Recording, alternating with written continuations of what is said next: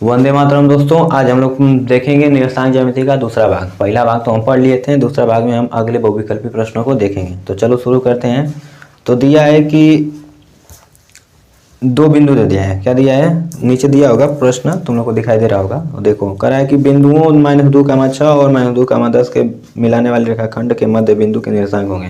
तो जब भी तुम लोग को कहेगा कि दो बिंदु दिया रहेगा, मान लो 2,6 दे दिया, एक दे दिया 8,12, कहेगा इसके बीच दो बिंदु है, इसके बीच का बिंदु ज्ञात करो। तो दो बिंदु के बीच का बिंदु कैसे ज्ञात करते हैं? इसमें का x1 और इसमें का x2, दोनों को जोड़ के 2 से भाग दे देते हैं। अर्थात 2 और 8 को जोड़ेंगे कितना आ जाएगा? 10। 10 में 2 से भाग देंगे कितना आ जाएगा? 5।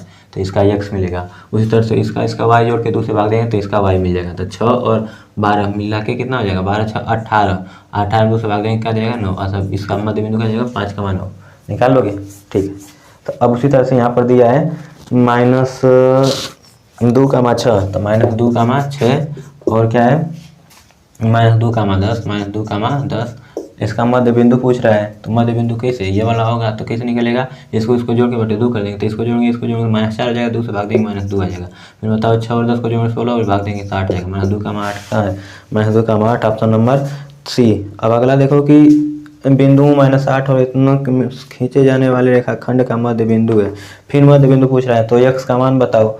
ओ माय गॉड, कह रहा है कि बिंदु -8,13 और x,7 से खींचे जाने वाले रेखाखंड का मध्य बिंदु 4,10 है। अतः कह रहा है कि -8,13 और x,7 इन दोनों के बीच एक जो मध्य बिंदु है वो दे दिया गया है कितना? 4,10। तो हमें पूछ रहा है किसका मान? x का मान। तो बताओ इसको जोड़ के जब 2 से भाग किए होंगे तब नहीं आया होगा। तो इसको जोड़ा, 2 से भाग करो बराबर 4 लिख दो।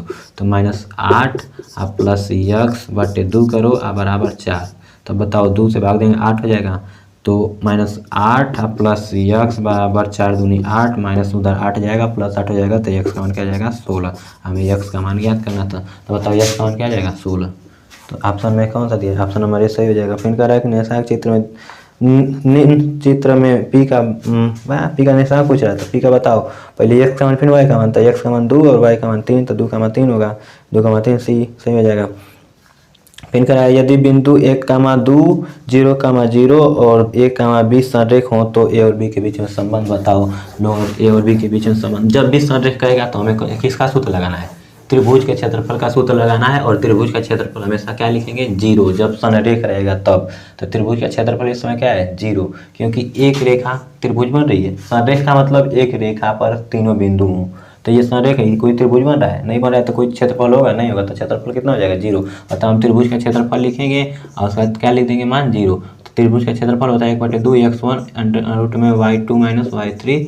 और फिर मतलब वही क्या कहते हैं 1/2 x1 कोष्टक में y2 माइनस y3 या plus x2 y3 minus y1 और फिर x3 y1 और माइनस y2। ये हो गया हमारा त्रिभुज का सूत्र। हमारा 3 बिंदु दिया गया है। पहला बिंदु है क्या है? पहला बिंदु दिया है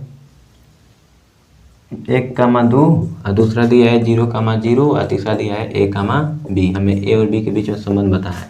तो बताओ x1 y1, x2 y2 और x3 y3 है कि नहीं? बताओ x1 का मान कितना? 1। x1 का मान 1 रख दिए हैं। x1 का मान 1।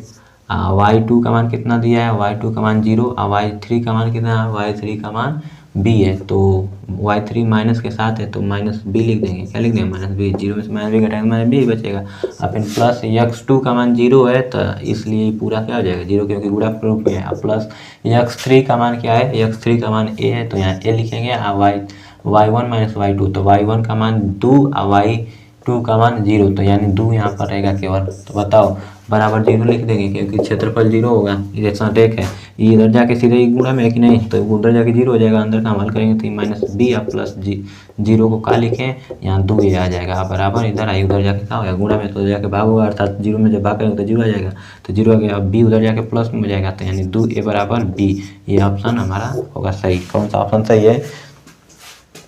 सी ऑप्शन सही है, 2a बराबर b। अब देखो 13वां का x अक्ष और y अक्ष जो बिंदु, ओ माय गॉड, x अक्ष या एक बिंदु जो y अक्ष से a और b से समान दूरी पर, कुछ नहीं कर रहा है। प्रश्न कर रहा है कि x अक्ष पर वो बिंदु ज्ञात करो जो बिंदु ए और बिंदु बी से समान दूरी पर है। तो कुछ नहीं करेंगे, हमें पता है कि x अक्ष पर अगर जो कोई बिंदु है तो x अक्ष पर हम x का मान कुछ ले लेते हैं लेकिन y का मान 0 रहेगा।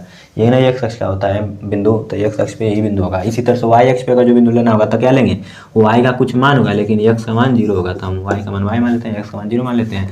तो हमें ये कह रहा है कि x अक्ष पर वो मान ज्ञात करो जो बिंदु a और b से समान दूरी पर होते हैं। a का मान दिया गया है, a का मान दिया गया है 2, -5 और b का मान दिया गया है -2, 9। इन दोनों बिंदुओं से समान दूरी पे है। कितना दूरी पे, समान दूरी पे, तो दूरी सूत्र लगाएंगे, ये दूरी बराबर ये दूरी है तो दोनों दूरी बराबर दिखा देंगे। तो कह देंगे कि इसके बीच की दूरी यानी कि x - 2 का whole square plus 0 minus plus हो जाएगा 5 का होल स्क्वायर, ई बराबर रहेगा किसके, इसके बराबर रहेगा। तो बताओ x - 2 यानी x - 2 जब करेंगे तो माइनस प्लस हो जाएगा, x + 2 का होल स्क्वायर आप प्लस बताओ 0 - 9 का होल स्क्वायर, बताओ कितना आ जाएगा, अंडर रूट में ही रहेगा, अंडर रूट कट जाएगा, यहाँ से a का स्क्वायर प्लस b का स्क्वायर -2ab 4x हो जाएगा, आप प्लस क्या हो जाएगा 25 बराबर a का स्क्वायर आप प्लस b का स्क्वायर आप प्लस 2ab कितना हो जाएगा